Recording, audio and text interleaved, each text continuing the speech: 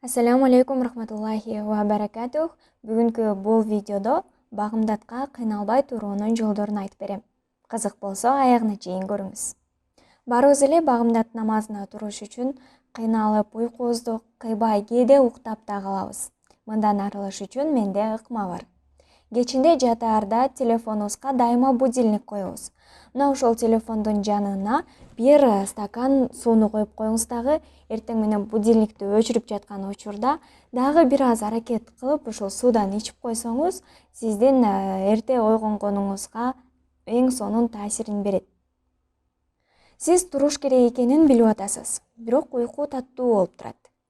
Шайтан азгырып көксөгөнүнө жетип атат. Биз мусулмандар шайтандарга мүмкүнчүлүк бербешибиз керек. Ал үчүн башыңызды бир аз гана көтөрүп, аузу биллахи минеш шайтонир ражим деңиз дагы туруп кетиңиз. Бардыгыңыздарды эрктүү болууга чакырам.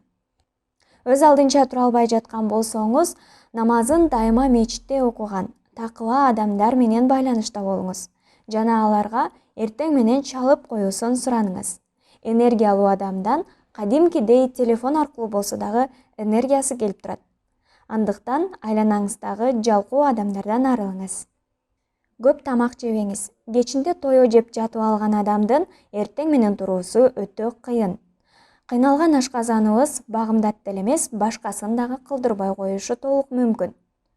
Ашказаныбыздын 3/1 бөлүгү суу, 1 бөлүгү аба, 1 бөлүгү тамак болуш керек экендигин пайгамбарыбыз саллаллаху алейхи вассалам айтып кеткен. Өзүңүз үчүн пайдалуу бир нерсе алдыңызбы? Эгер алган болсоңуз, комментарийге жаза кетиңиз.